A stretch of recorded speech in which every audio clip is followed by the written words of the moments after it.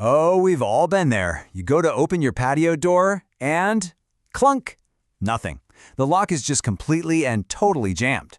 It's one of those little household problems that can honestly derail your entire day. But don't worry. In the next few minutes, we're going to walk through a simple fix-it guide to get that door working smoothly again. Right? You're just trying to let in some fresh air or maybe lock up for the night, and that handle just won't budge. The whole lock feels totally seized up. Well, it's a really common problem, and the good news is a lot of the time you can actually fix it yourself without even thinking about calling a locksmith. So before you get frustrated and try to force the handle, and please don't do that, let's figure out what's actually going on. First, we'll take a look at why these locks get jammed, and then we're going to get straight into the step-by-step solutions. So let's get started. Okay, first things first. Let's identify the culprit. A jammed lock is almost always just a symptom of a deeper issue. And you know what? It typically boils down to one of just a few very common problems.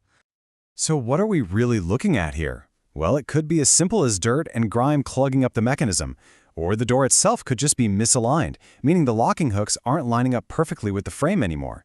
Over time, that internal gearbox can wear out, the hinges can start to sag, or moisture can cause rust and corrosion. Any one of these can lead to that dreaded jam. Now that we've got an idea of the usual suspects, let's move on to the solution. Here is your DIY action plan with 5 simple steps you can try right now to get this sorted out yourself. But first, a really crucial pro tip that locksmiths swear by. Whatever you do, please do not use WD-40. I know it feels like a quick fix, but it actually attracts dirt and can make the problem way worse down the road. What you really need is a silicone-based lubricant. It does the job perfectly without leaving behind any of that sticky residue.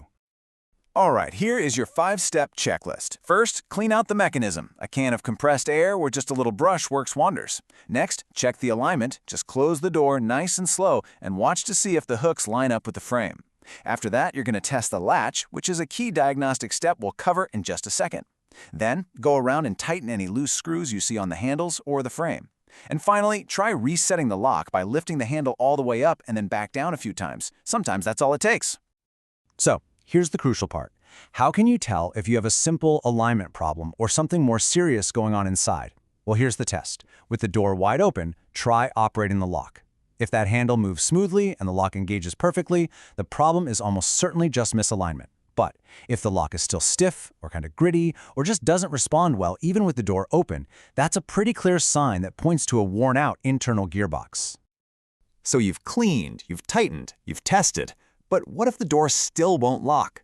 Knowing when to stop is just as important as the DIY steps themselves, and this is where you might need to call in a professional.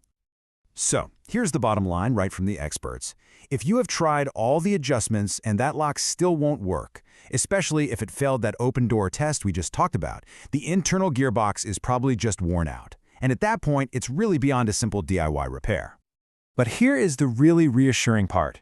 Calling a locksmith doesn't mean you're in for a massive expense. A professional can come in and perform a really targeted repair, just replacing the worn-out gearbox or that multi-point system.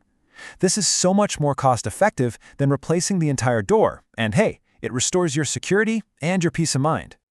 So there you have it, a clear plan to diagnose the problem, a 5-step checklist for a DIY fix, and the knowledge to know exactly when it's time to call in a pro. Now the only question left is, are you about to attempt a 5-minute fix or make a 5-minute phone call? Either way, you've got this.